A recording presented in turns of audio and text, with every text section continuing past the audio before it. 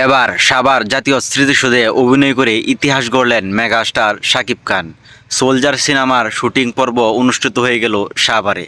তো কি হলো, কি ইতিহাস গড়লেন শাকিব খান এবং কে কে ছিল শাকিব খানের সাথে সেই অভিনয়ে, কেমন দর্শক সংখ্যা ছিল সেই স্পটে, সেই বিষয়ে আজকে বিস্তারিত আলোচনা করা হবে এই ভিডিওতে।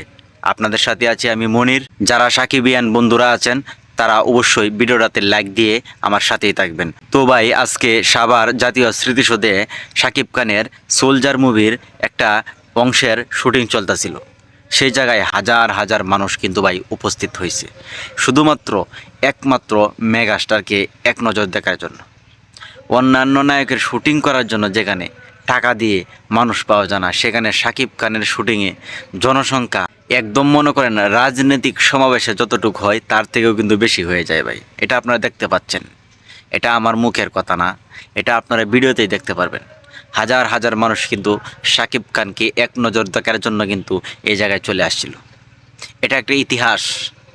বাংলাদেশের মেগাস্টার সুপারস্টার একটাই, সেটা হচ্ছে শাকিব খান। তাকে দেখার জন্য মানুষ কিন্তু এইভাবে লাইন দেয় ভাই।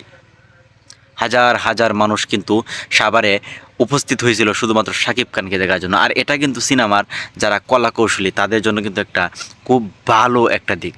মনে করেন একটা দৃশ্যের মধ্যে হাজার হাজার মানুষ দেখানো প্রয়োজন, এখন কিন্তু তাদের কিন্তু টাকা দিয়ে এটা আনতে হইল না।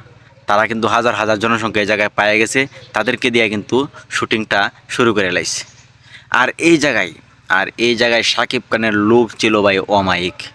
সোলজার রূপে শাকিব খানের এই যে লুকটা দেখতেছেন, দারুণ একদম মানাইছে ভাই।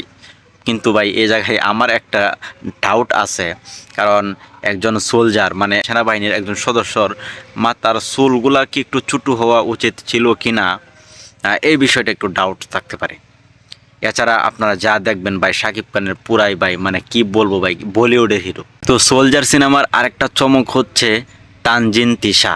ঠিক আছে, আমরা যাকে নাটকে দেখে অভ্যস্ত, সেই তিশাও কিন্তু ভাই এই সাভার জাতীয় স্মৃতিসৌধে কিন্তু আপনার শুটিংয়ে অংশ নিয়েছে। তারও কিন্তু বিভিন্ন লুক, বিভিন্ন আপনার অ্যাঙ্গেল থেকে বিভিন্ন ফটো কিন্তু ভাইরাল হয়েছে। এটা হচ্ছে তার মধ্যে অন্যতম। তানজিন তিশাকেও কিন্তু এই জায়গায় অসাধারণ একটা লুকে দেখা গেছে ভাই।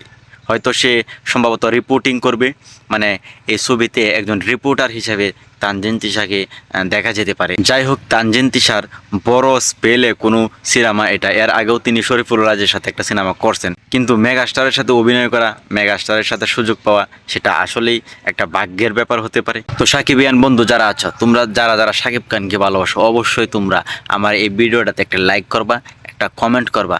তোমাদের জন্য শুভকামনা, শাকিব খানের ভক্তদের জন্য শুভকামনা, ভালোবাসা অবিরাম।